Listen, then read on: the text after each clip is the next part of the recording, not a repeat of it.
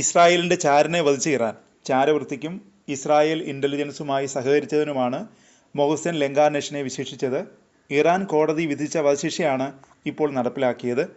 2022 ഒരു revolutionary guard കേണലിൻ്റെ കൊലപാതകം ഉൾപ്പെടെ നിരവധി പ്രവർത്തനങ്ങളിൽ ഇയാൾക്ക് പങ്കുണ്ടെന്നാണ് കോടതി കണ്ടെത്തിയത്. ഇസ്രായേലിനുള്ള ഒരു സന്ദേശമായി വധശിക്ഷയെ വ്യാഖ്യാനിക്കുന്നുണ്ട്.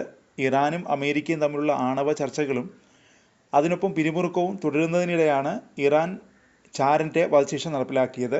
ബുധനാഴ്ചയാണ് വധശിക്ഷ നടപ്പിലാക്കിയത്.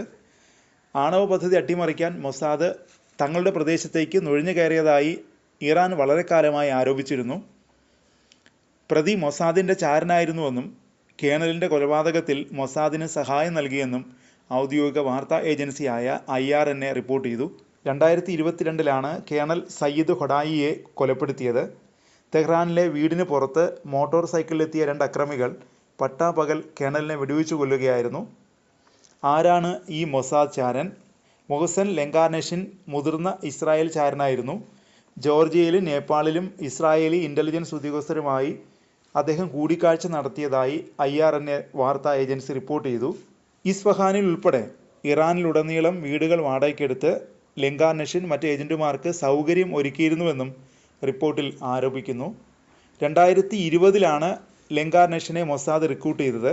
2 വർഷം മൊസാദിന് വേണ്ടി ഇയാൾ ചാരവൃത്തി നടത്തിയെന്നും ഇറാൻ ആരോപിക്കുന്നു. 2023 ജനുവരിയിൽ ഇസ്ഫഹാനിലെ ഒരു സൈനിക കേന്ദ്രത്തിൽ നടന്ന ഡ്രോൺ ആക്രമണവുമായും ഇദ്ദേഹത്തിന് ബന്ധമുണ്ടെന്നാണ് ഇറാൻ്റെ ആരോപണം. ആക്രമണത്തിന് പിന്നിൽ ഇസ്രായേലാണെന്നാണ് ഇറാൻ ആരോപിച്ചത്. കോടതിയിൽ വിചാരണയ്ക്കിടെ ലെങ്കാർനെഷിൻ കുറ്റസമ്മതം നടത്തുകയും ചെയ്തു. ന്യായമായ വിചാരണ കൂടാതെയാണ് തൻ്റെ മകനെ വധശിക്ഷയ്ക്ക് വിധിച്ചതെന്ന് മൊഹ്സെൻ്റെ പിതാവ് മസൂദ് ലെങ്കാർനെഷിൻ വധശിക്ഷയ്ക്ക് ദിവസങ്ങൾക്ക് മുമ്പ് പുറത്തുവിട്ട ഒരു വീഡിയോയിൽ ആരോപിച്ചു. സഹായത്തിനായി മനുഷ്യാവകാശ സംഘടനകളോട് മൊഹ്സെൻ്റെ അമ്മ അഭ്യർത്ഥിക്കുകയും ചെയ്തിരുന്നു.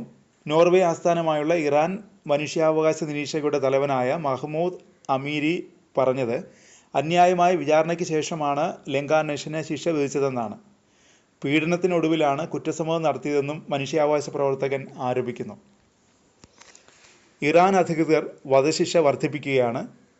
കൂടുതൽ ആളുകളുടെ ജീവൻ അപഹരിക്കുന്നുവെന്നും അദ്ദേഹം AFP വാർത്താ ഏജൻസിയോട് പറഞ്ഞു. വധശിക്ഷകളെ നിയമവിരുദ്ധ കൊലപാതകങ്ങളെന്നും അദ്ദേഹം വിശേഷിപ്പിച്ചു.